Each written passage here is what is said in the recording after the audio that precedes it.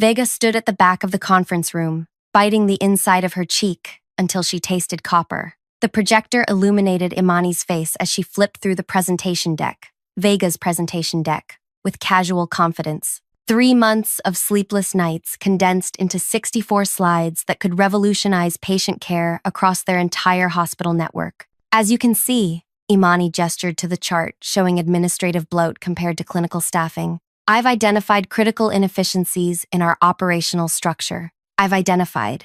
The word bounced around Vega's skull, like a ricocheting bullet. Vega's colleague Ellis leaned in, whispering, she didn't change a single comma, not even the font. She literally just erased your name. The healthcare strategy deck represented everything Vega had worked for, interviewing night shift nurses who hadn't seen a raise in 3 years while administrator salaries ballooned, digging through patient satisfaction scores that plummeted as wait times increased, mapping staff to patient ratios that violated best practices, while executive retreats doubled in budget. Imani clicked to the next slide. My analysis shows we can redirect approximately $18 million from administrative overhead directly to patient care without sacrificing operational quality. The department heads nodded appreciatively. Director Reed actually applauded. Nobody looked at Vega, pressed against the back wall, hands trembling. When did you have time to conduct all these interviews? Asked Tristan, from Human Resources. Imani didn't miss a beat. I prioritized. I know how to manage my time effectively. Heat crawled up Vega's neck. Last month, she'd mentioned her research findings to Tristan over coffee. He knew. They all knew. But nobody spoke up. Imani continued, the board presentation is tomorrow at 9. I expect department heads to review these materials tonight and be prepared to support my recommendations. Ellis gripped Vega's arm, fingernails digging in. Say something. Now, before it's too late. But Vega stayed silent, watching Imani collect congratulations like trophies. The strategy was brilliant, unassailable. Really, because Vega had been meticulous. She'd accounted for every dollar, every staffing gap, every patient outcome metric. It was the culmination of her healthcare economics degree and 5 years climbing through the ranks of this dysfunctional system. I'll pass these materials to the executive team, Imani announced, closing her laptop. Her eyes found Vega's for one electric moment. Not apologetic, not even triumphant, just coolly assessing whether Vega posed any threat. Imani's heels clicked across the tile as she exited. The room dispersed, colleagues avoiding Vega's gaze. Ellis grabbed Vega's shoulders. What are you going to do? She just stole your entire career trajectory. Vega's voice came out strangely calm. Nothing. Let her present it. Ellis's face contorted. Have you completely lost your mind? That's your work. Your research. Your future. A small smile played at the corner of Vega's mouth. I know, and I want her to present every bit of it to the board, exactly as it is. But why? Vega picked up her notebook. Trust me, I'm counting on it. Before we continue this shocking workplace betrayal, I want to thank you for spending time with this story. If you're enjoying it so far, please hit that like button. It really helps others discover stories like this one. Consider subscribing if you want more tales of corporate intrigue and sweet revenge. Now, let's dive deeper into how this shocking situation came to be and what Vega plans to do about it. My name is Vega Mercer. I'm 31, analytical to a fault, and according to my last performance review, pathologically detail-oriented. I've never been good at office politics. I believe results should speak for themselves, which is probably why after 5 years at Lakeside Regional Health Network, I'm still a senior analyst, while others have leapfrogged to management. When our patient satisfaction scores crashed for the 3rd consecutive quarter, administration blamed everything from understaffing to the new electronic medical record system. Nobody wanted to address the elephant trampling through our hospital. Bloated administration, consuming resources, while patient care positions remained unfilled. I began investigating independently, staying late, compiling staffing ratios, tracking budget allocations. 3 months ago, I pitched my project to my director, Zoe. This could be career suicide, she warned, but approved my project anyway. The executive team won't appreciate being told they're the problem. I presented preliminary findings in department meetings. People noticed. Then, Imani Archer noticed. As Chief Operating Officer, Imani commanded attention. Tall, impeccably dressed, with a voice that could either charm or cut depending on her mood. She joined the network 18 months ago from a prestigious East Coast system. bringing an intimidating resume and rumors about how she'd climbed so quickly. After my third presentation, she approached me. "Fascinating work, Vega," she said, maintaining uncomfortable eye contact. "Send me your research files. I think you're onto something significant." I was ecstatic. Finally, someone with power was listening. I sent everything: interview transcripts, statistical analyses, benchmarking against comparable systems. Every week, Imani requested updates. I complied eagerly, believing I'd found a champion for organizational change. Meanwhile, strange things happened. My scheduled meetings with leadership were suddenly canceled. My access to certain financial databases was temporarily restricted due to system updates. My emails about the project went unanswered. Last Thursday, I received an all-staff email from Imani. "Exciting news. I'll be presenting a comprehensive operational strategy to the board Tuesday. This initiative identifies critical inefficiencies in our system and proposes actionable solutions to redirect resources to patient care." Attached was my presentation with a new title page: Operational Excellence Initiative, presented by Imani Archer, Chief Operating Officer. My name appeared nowhere in the 64 slides. That's when I made a decision that surprised even me. While buried in financial records for my research, I'd noticed peculiarities: budget transfers from critical care departments to vaguely labeled administrative accounts, patient education funding mysteriously reallocated to special projects, grant money for community outreach disappearing into miscellaneous expense categories, all under cost centers Imani controlled. These weren't random. They followed patterns, always during audit periods, always just under thresholds, requiring additional approval, always moving money from patient care to administration. Too systematic to be coincidental. I'd created a separate analysis tracking these anomalies, building visualizations that made the pattern unmistakable without making explicit accusations. This analysis lived in slide 47 of my presentation, the presentation Imani had claimed as her own, the presentation she would deliver to the board of directors, the CEO, and the chief financial officer tomorrow morning. "You have to tell someone," Ellis insisted, as we walked to the parking garage that evening. "Zoe would back you up." "Imani would claim I'm just bitter about her improving my work," I replied. "She outranks me by several universes. Nobody's going to risk their career to defend mine." "So you're just giving up? Letting her steal your work and your promotion opportunity?" I unlocked my car. "Ellis, in all the years you've known me, have I ever just given up on anything?" Understanding dawned slowly on Ellis's face. "What did you do?" "Nothing. Yet." I smiled. "But tomorrow will be interesting." That night, I didn't sleep. I obsessively checked my presentation file, confirming slide 47 remained intact, with its damning visualization of financial irregularities. Would Imani review the entire presentation before delivering it? Would she notice what I had embedded there? Or would her arrogance lead her to present material she hadn't fully examined? Morning arrived with a storm that matched my mood. Thunder rattled windows as I dressed carefully in my most professional outfit: charcoal dress, minimal jewelry, hair pulled back severely. Today wasn't about being approachable. I arrived early, slipping into the back of the boardroom before most members arrived. The chief financial officer, Damon, nodded at me. "Vega, didn't expect to see you here. Just observing," I replied neutrally. "Heard about your project. Good work." I managed a tight smile as board members filtered in, followed by Imani in a crimson suit that screamed authority. She faltered momentarily upon seeing me, then recovered, arranging her materials at the presentation podium.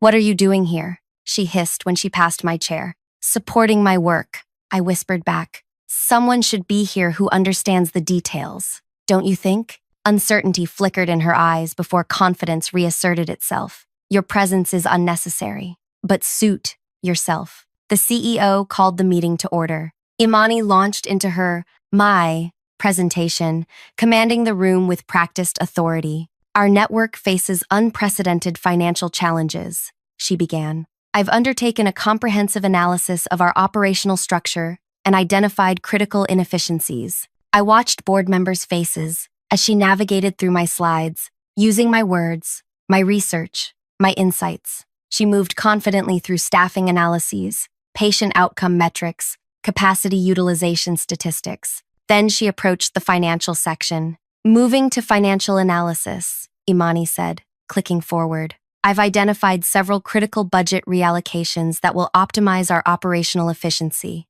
The board members leaned forward, interest peaked. The CEO adjusted his glasses. Damon, the CFO, took notes with unusual intensity. I sat motionless, counting slides in my head. 43, 44, 45. Imani sailed through complex budget charts with practiced confidence, explaining my meticulous financial models as if she'd created them herself. Her voice remained steady, authoritative, only I noticed her pace accelerating slightly. 46. Imani clicked forward again, and there it was. Slide 47. My carefully constructed visualization of budget transfers. 6 months of peculiar financial movements displayed in an elegant, undeniable pattern. Money flowing from patient care, community outreach, and clinical education into administrative, special projects under Imani's direct control. These strategic reallocations, Imani continued smoothly, gesturing to the screen,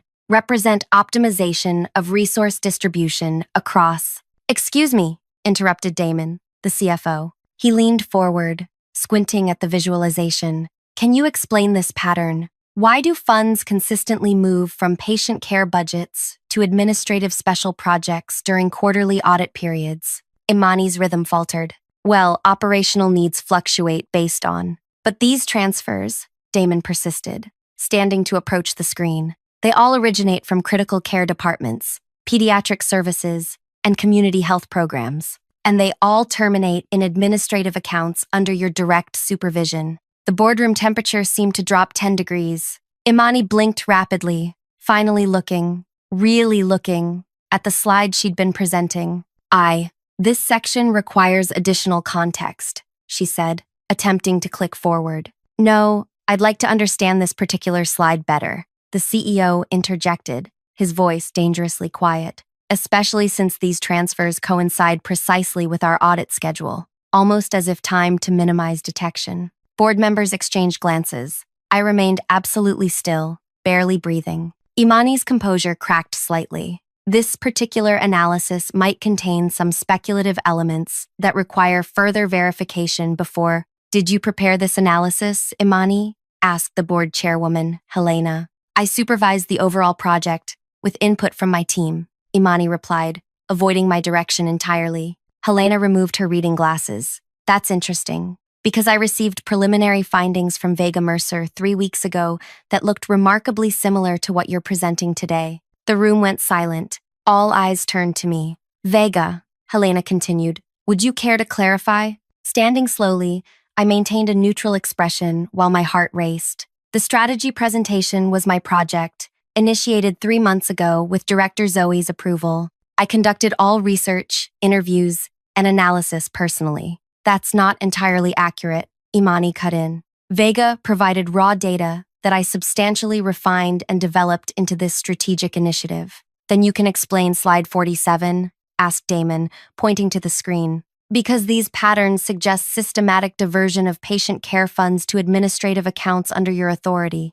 Imani's face hardened. I think Vega has deliberately misrepresented normal budget fluctuations to undermine my position. This is clearly a manipulation of data, driven by professional jealousy. Manipulation? I echoed, maintaining composure. Every transfer shown here is documented in our financial system. I simply visualized existing data. Nothing is fabricated or misrepresented. The room tensed as Imani's eyes locked onto mine, recognition dawning that I'd anticipated this moment, planned for it, even. Perhaps, the CEO suggested, we should take a 15-minute break to gather additional information. As board members filed out, Imani cornered me in the hallway. You set me up, she hissed, staying just beyond earshot of lingering executives. I did nothing of the sort, I replied calmly. You took my presentation. I simply let you present it, all of it. You deliberately planted that visualization to ambush me. I included factual financial analysis in my own work.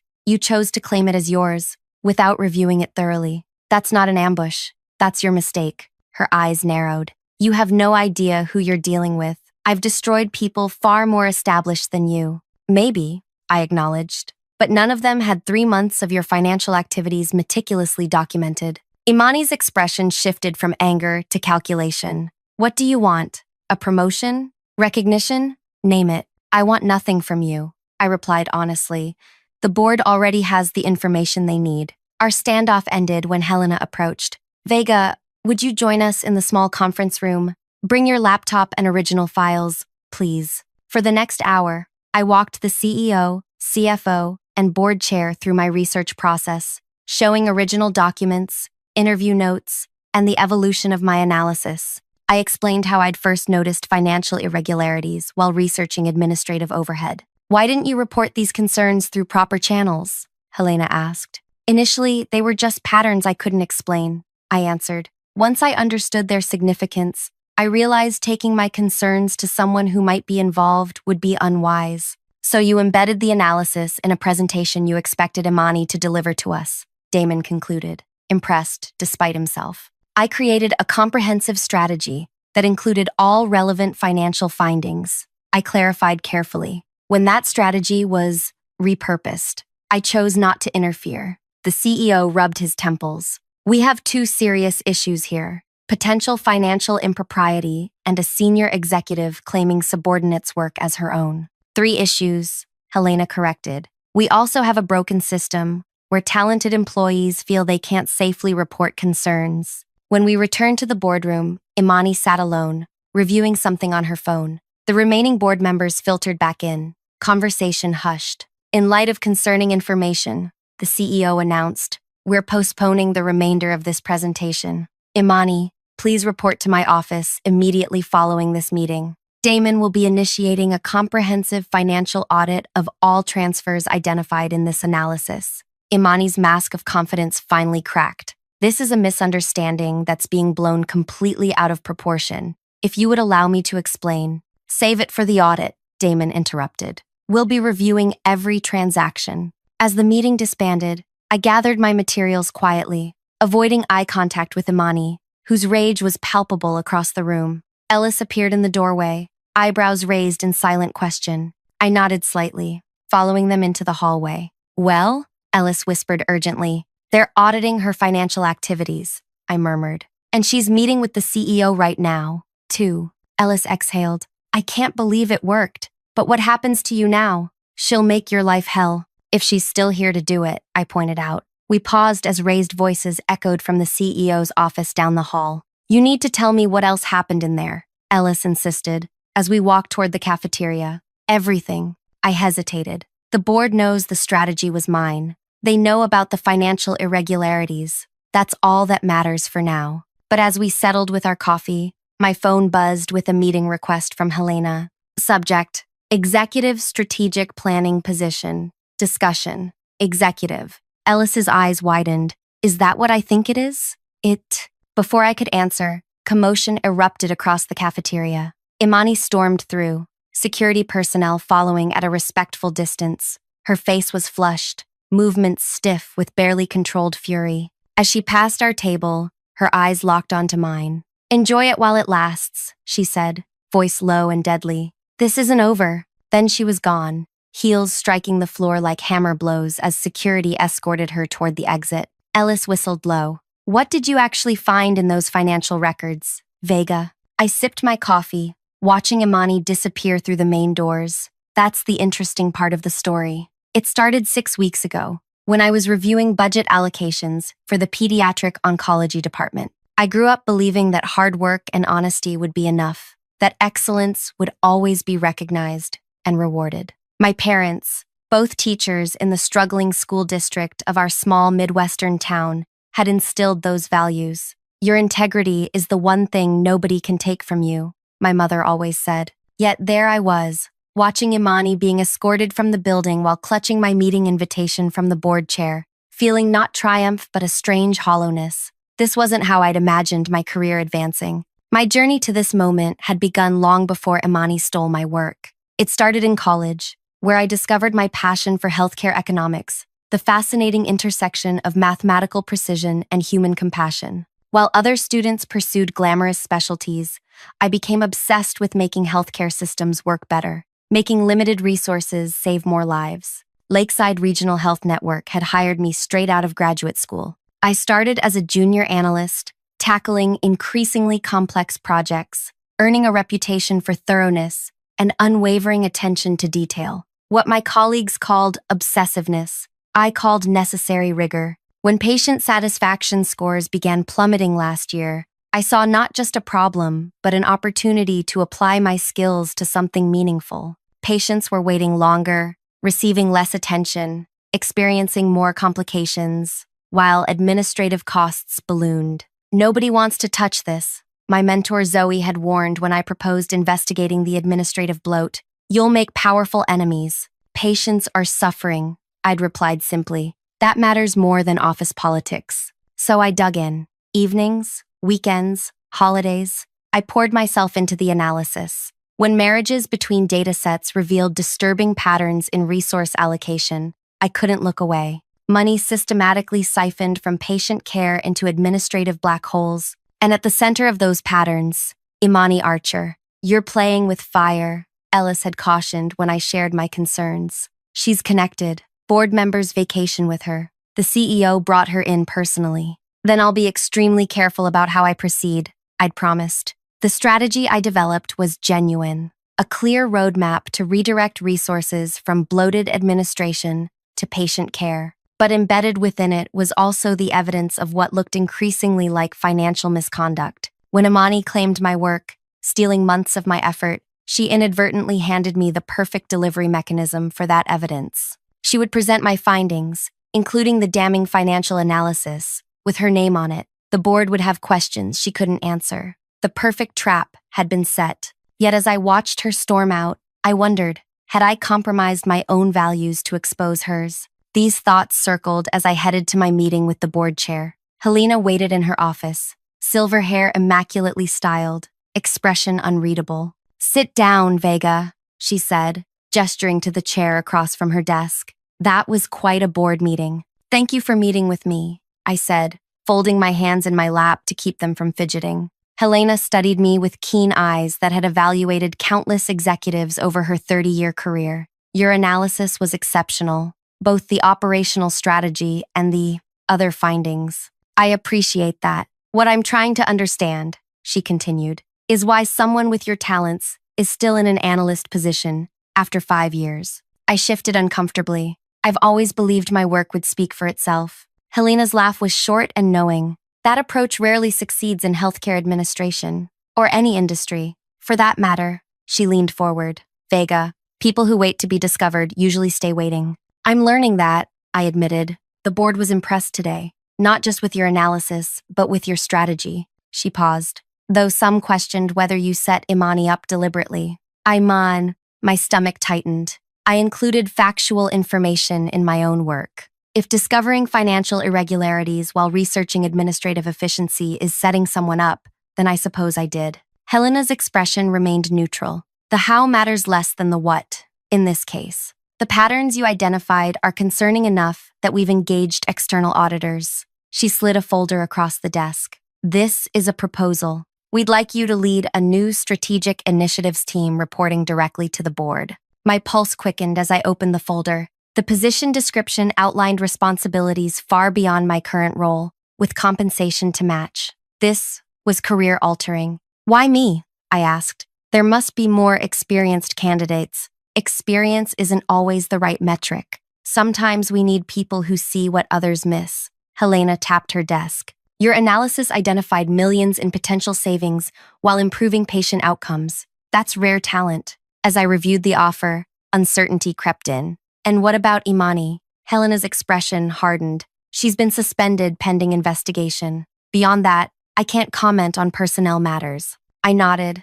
though something in her tone suggested Imani's situation was more complicated than a simple suspension. "I should warn you," Helena added. "Accepting this position means stepping into the spotlight. Not everyone will celebrate your promotion, particularly under these circumstances." "You mean people will think I schemed my way into this role?" "Some might," she acknowledged. "Office politics are rarely fair or rational. The question is whether you're prepared for that kind of scrutiny." Before I could answer, my phone buzzed with a text from Ellis. "Check your email now. I need some time to consider," I told Helena, closing the folder. "Of course, we'll need your decision by Monday." She stood, signaling our meeting's end. "And Vega, whatever you decide, watch your back." Imani didn't reach her position without powerful allies. The warning hung between us as we shook hands. Outside, I pulled up my email and froze. The message from an anonymous account contained a single line: "You'll regret what you did today." Attached was a photo of me entering my apartment building last night.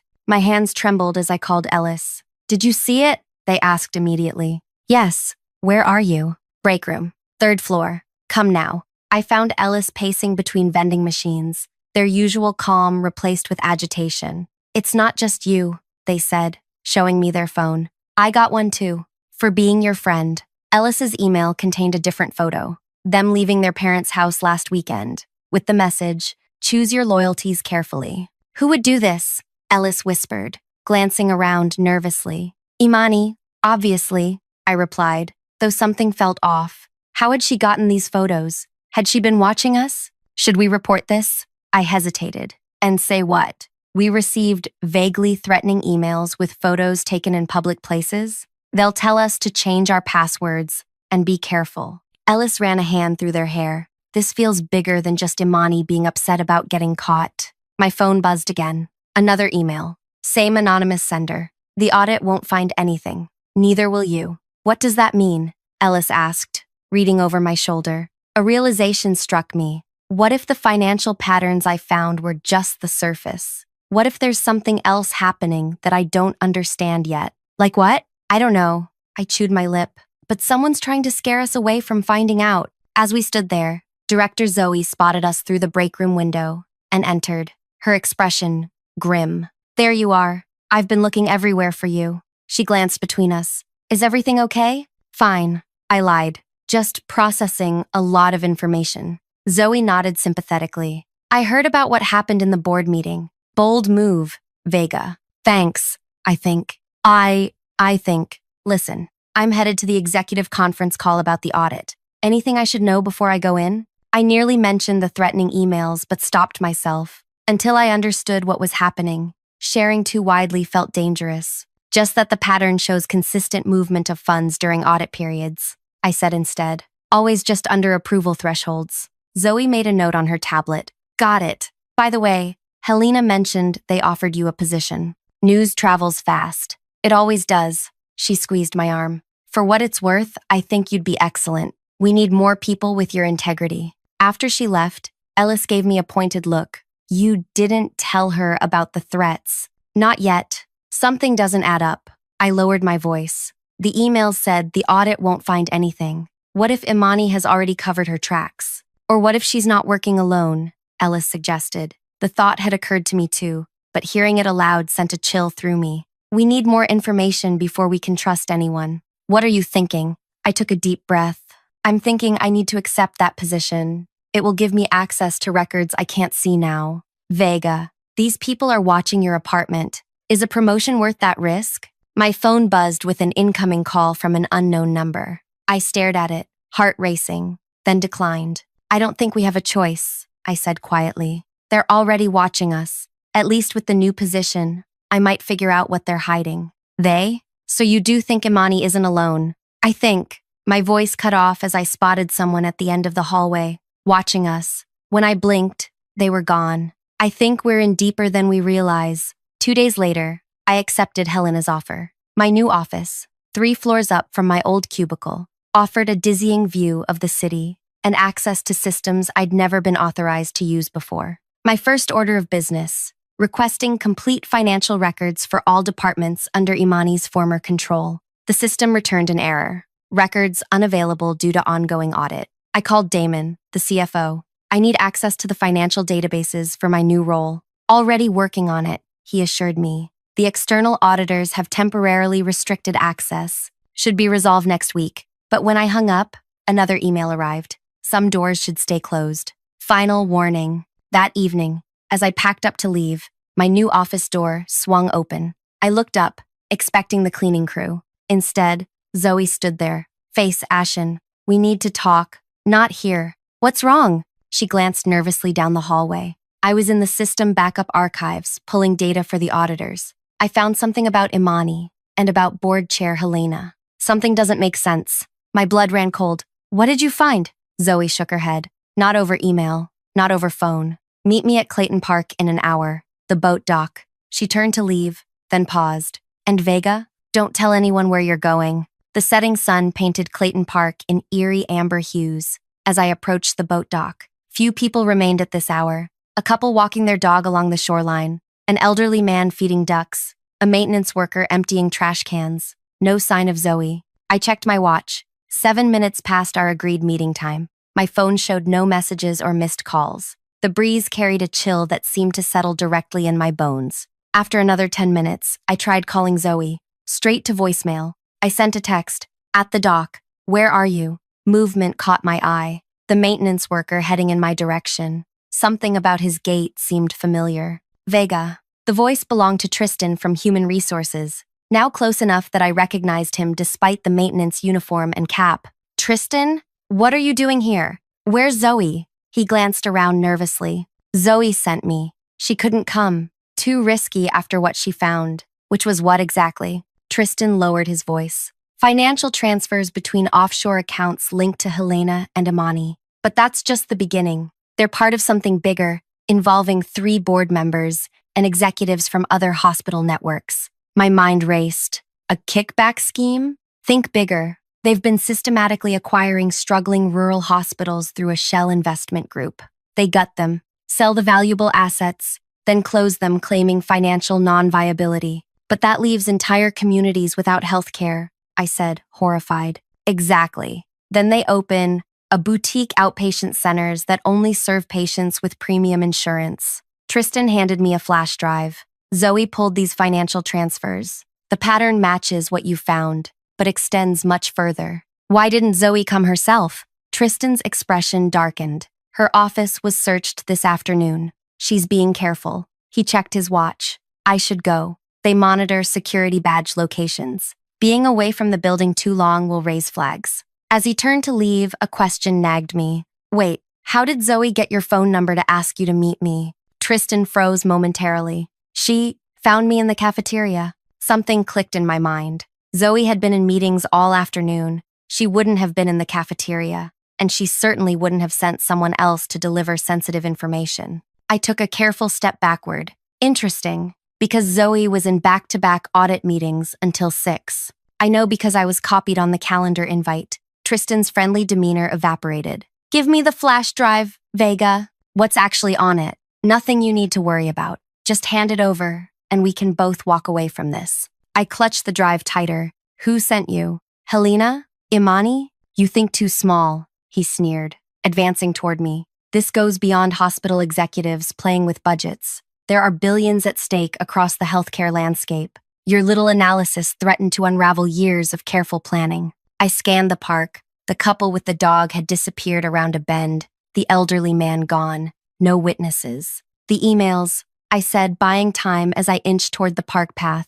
The threats. That was you? Tristan smiled coldly. Among others, Imani may have stolen your work, but she had no idea what was hidden in your analysis. She became a liability, so you sacrificed her. Collateral damage. She served her purpose. He lunged suddenly, grabbing my wrist. Now, the drive. I reacted instinctively, smashing my free hand against his ear. He yelped, grip loosening enough for me to break away. I sprinted toward the park entrance, hearing his footsteps pounding behind me. You can't outrun this, Vega, he shouted. They're everywhere. Administration, board, regulatory agencies. You have no idea who you're up against. I reached the parking lot, fumbling for my keys, when headlights flashed nearby. A car door opened, Ellis behind the wheel. Get in, they yelled. I dove into the passenger seat as Tristan emerged from the tree line. Ellis floored the accelerator, tires screeching as we sped away. How did you know? I gasped,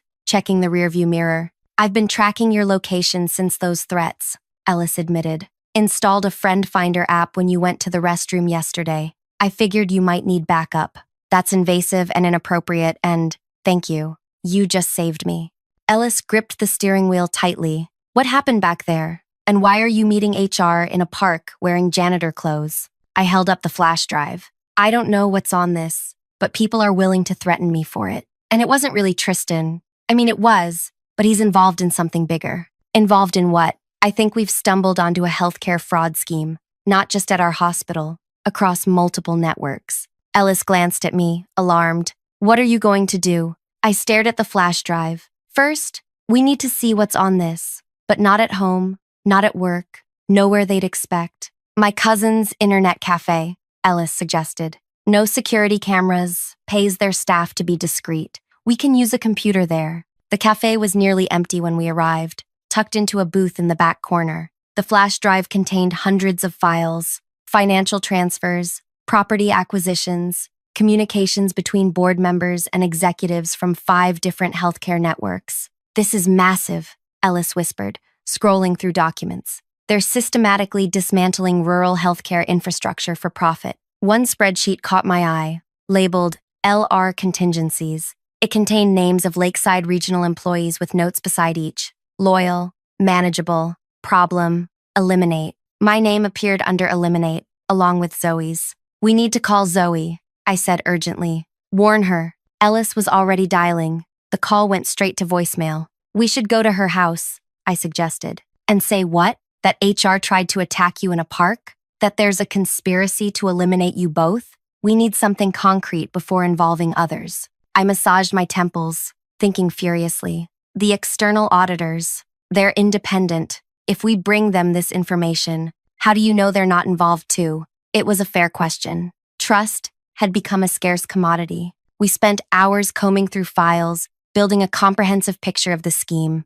The same investment group, Ascension Capital, appeared repeatedly, acquiring rural hospitals, stripping assets, then closing facilities. Helena and Imani were shareholders, along with executives from other networks. Among the documents was a draft press release announcing Lakeside Regional's acquisition by Ascension, scheduled for announcement next month. They're targeting our hospital next, I realized. That's why my analysis was dangerous. I was showing the board that administrative bloat was fixable, that we could be financially viable without cutting services. So, what's our move? Ellis asked. I closed my eyes, mind racing through possibilities. When I opened them again, a plan was forming. We need to move quickly, I said, and we need to be smarter than they are. The next week was the most stressful of my life. By day, I performed my new role with apparent enthusiasm, attending meetings, developing strategic plans. By night, Ellis and I worked tirelessly, following financial trails, gathering evidence, building an undeniable case against Helena, Imani, and their co-conspirators. Zoe had disappeared, family emergency, according to her assistant. Her absence only heightened my determination. When Helena called me into her office Friday afternoon, I knew something had shifted. The board is impressed with your transition, she said warmly. In fact, we'd like to accelerate your involvement. There's a special acquisition project we'd like you to lead. Acquisition project? I kept my expression neutral. Strictly confidential, of course. Helena slid a folder across her desk. Ascension Capital is considering a partnership with Lakeside Regional. They need someone with your analytical skills to identify efficiency opportunities. In other words, they needed someone to identify which services to cut, which assets to sell, which communities to abandon. I'm honored, I lied. When would this begin? Immediately. There's a meeting with Ascension's principals Monday morning. They're eager to meet the financial analyst behind that impressive operational strategy. I'll be prepared, I promised, accepting the folder. Helena's smile didn't reach her eyes. I know you will be. Monday morning arrived with a knot of anxiety in my stomach. The conference room, filled with board members, executives, and 3 representatives from Ascension Capital. Helena made introductions, ending with me. And this is Vega Mercer, our Strategic Initiatives Director, who will be guiding our efficiency analysis. The Ascension CEO, Maxwell, shook my hand firmly.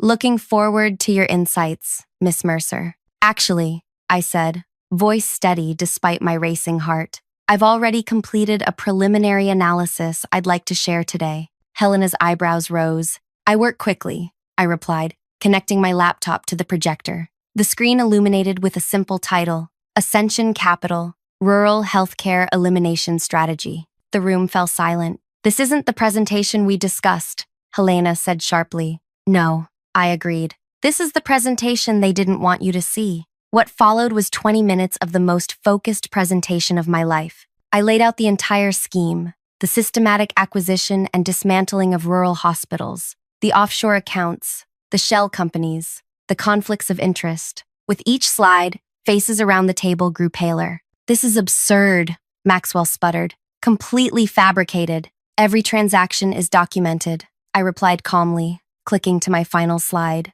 As regulators and journalists have already confirmed, the screen displayed email confirmations from the State Attorney General's office, the Healthcare Regulatory Commission, and the editor of the Healthcare Business Journal, all acknowledging receipt of my complete investigation package. What have you done? Helena whispered. Exactly what you promoted me to do. Identify inefficiencies and protect patient care. I closed my laptop. The Attorney General's Financial Crimes Unit should be arriving momentarily. They're particularly interested in the planned dismantling of children's services at Lakeside Regional. As if on cue, commotion erupted in the hallway. Through the glass walls, we watched investigators enter the executive suite, led by a grim-faced Zoe. Maxwell lunged for his phone. Helena sat frozen. Board members exchanged panicked glances. You had no right, Helena managed through clenched teeth. Actually, I had every right and obligation. I gathered my materials calmly. Oh, and Imani didn't betray you by presenting that revealing slide.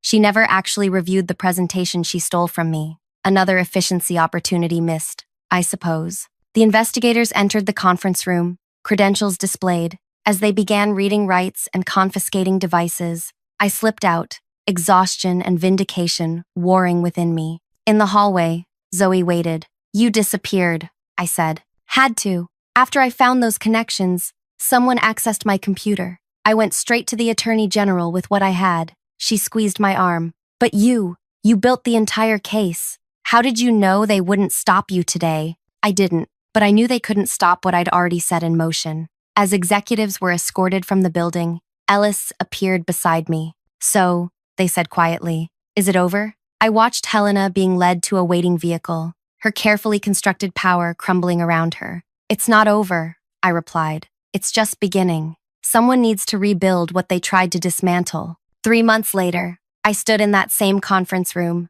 now as interim chief operations officer, presenting a true strategic plan to a newly constituted board. A plan focused on rebuilding trust, restoring services, and remembering that healthcare isn't just about numbers, it's about people. Sometimes the best revenge isn't just exposing wrongdoing. It's rebuilding what others tried to destroy, but better than before. It's proving that integrity, while sometimes the longer path, ultimately leads to the right destination. If you connected with Vega's journey of standing up against corruption despite overwhelming odds, please hit that like button to help others find this story. Your comments about similar workplace experiences or thoughts on healthcare challenges mean so much. They remind us why these stories matter. And if you want more tales of justice served with a side of strategic brilliance, subscribe for new uploads every week. Thanks for staying with this story until its rightful conclusion. Sometimes the most satisfying revenge is simply refusing to be silenced.